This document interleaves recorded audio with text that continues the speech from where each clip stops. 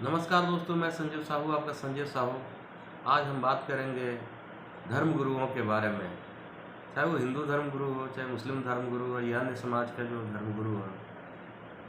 जो भी धर्म गुरु होते हैं उनके काफ़ी लाखों फॉलोअर होते हैं और इनकी जहाँ भी कथा होती है लाखों लोग पहुँचते हैं सुनने के लिए जो है। तो हम ये जानने का कोशिश करते हैं कि क्या ये जो कुछ कह रहे हैं बिल्कुल उनकी बातों में कितनी सच्चाई है, क्या सारी बात वो सही कह रहे हैं। क्योंकि जो है कि किसी की बातों को आंख मूंद कर हम विश्वास नहीं कर सकते हैं। ठीक है, धर्मगुरु हैं, एक समाज के आइकॉन है, सम्मानित हैं, लेकिन क्या जो है कि वो सारी बात सही कह रहे हैं? इस बात को तो जो है कि इंसान होने के नाते सबको जजमेंट करना चाहिए, सबको परखना चाहिए। और मेरा ये मानना है कि जो सही कर रहे हैं उनकी बातों को आत्मसात करिए और जो गलत कर रहे हैं तो उस बात को भी जो है कि विरोध करिए कि नहीं, जो ये बातें कही जा रही है वो सही नहीं है और जो बातें सही कही जा रही है उनको जो है कि मानना चाहिए। ऐसा ही एक मामला आया था। मैं जो है कुछ दिन पहले जो है कि टीवी देख रहा था।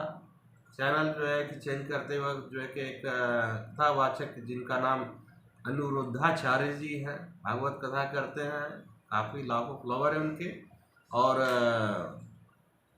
कथा के दौरान ही जो है अपने भक्त से जो एक सवाल जवाब होता है, उसी सवाल जवाब में जो एक लड़की ने जो है महाराज जी से पूछा, क्या महाराज जी, मैं किसी दूसरे जाति के लड़के से प्रेम करती हूँ और क्या जो है कि मैं किसी दूसरे जाति के लड़के से जो है कि प्रेम विवाह कर सकती हूँ, और मैं जो है कि ब्राह्मण समाज से हूँ।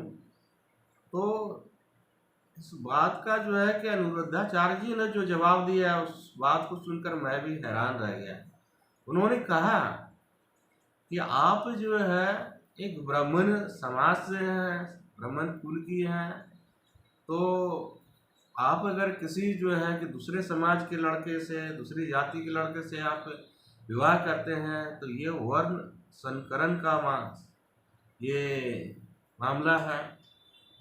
और ऐसे में जो संतानें पैदा होती हैं तो उस अनुसार से जो है कि उसकी योग्यता प्रतिभा में डाउटफुल रहता है।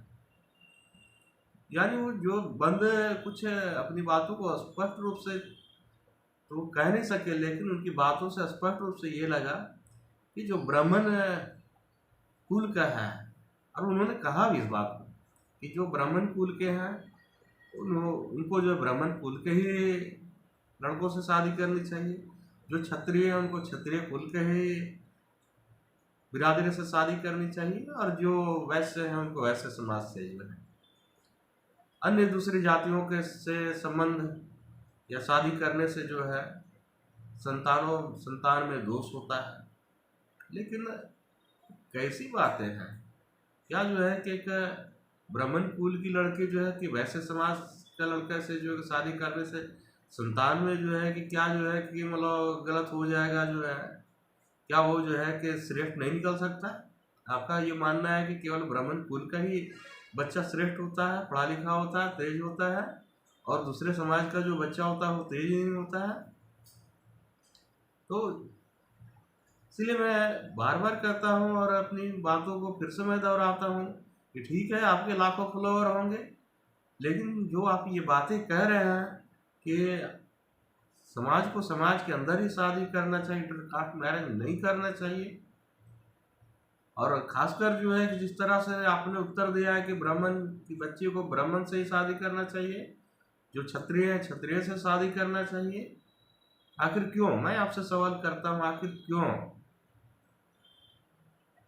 अगर एक ब्राह्मण की लड़की है और अगर उसका विवाह जो है कि बनिया समाज में किसी अच्छे लड़के से हो जाता है तो बच्चा जो है कि मतलब कैसे ये गलत हो जाएगा? जो है वर्ण संकरण का मामला जो है कि हमने और आपने बनाया है, इंसान को तो जो है कि भगवान ने बनाया है। तो श्रेष्ठता जो है वो जाति देख कर नहीं होता है कि बनिया का बच्चा जो है कि तेज नहीं हो सकता है, या तो पंडित का बच्चा ही तेज होगा, क्षत्रिय का बच्चा ही जो है कि मतलब योद्धा निकलेगा, बहादुर निकलेगा, बलशाली निकलेगा, दलित का बच्चा ऐसा नहीं हो सकता है। तो आपको इतिहास पढ़ना चाहिए।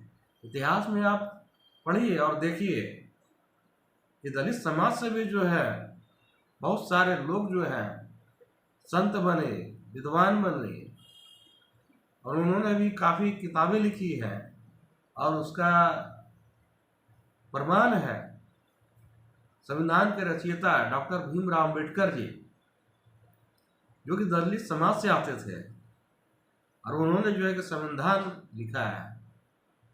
तो उनको हम लोग आदर्श मानते हैं। और ये जो है कि जब जात पात की बंदिशें जो है कि 21वीं सदी में लगातार टूट रही है, और आप जो है कथावाचक होके, विद्वान होके, तो आपकी विद्वता पे जो हमें संदेह है। आप ये 4 लाइन जो है कि अंग्रेजी के 4 लाइन बोल देने से और संस्कृत के 4 श्लोक बोल देने से कोई विद्वान नहीं हो जाता है। असल विद्वता वो होती है जब आप कुछ कहें और जो लोग हैं आपकी बातों को काट नहीं सकते। तो विद्वतापूर्ण बातें वो होती है, आप कुछ कहें और उसमें जो एक वट लग जाता है, तो वह विद्वतापूर्ण बातें नहीं होती है। इसलिए महाराज जी, कहने से पहले जो है कि 10 बार सोच लेना चाहिए, क्योंकि जो है कि मुख से बोला हुआ वाणी और तीर से निकला हुआ कमान वापस नहीं होता है। आपने जो ये बोला ये पूरा वायरल हुआ और समाज के सभी लोगों तक ये बातें पहुंची। जरूर जो है कि इस बात को लेकर मैं भी आहत हूँ कि आपके हिंदू धर्म से जो है कि मैं भी हूँ, और आपके जैसे जो है कि महाराज, संत और विद्वान जो है व्यक्ति जो है धर्म में की आड़ में जो है लोगों को इस तरह से आप संदेश देते हैं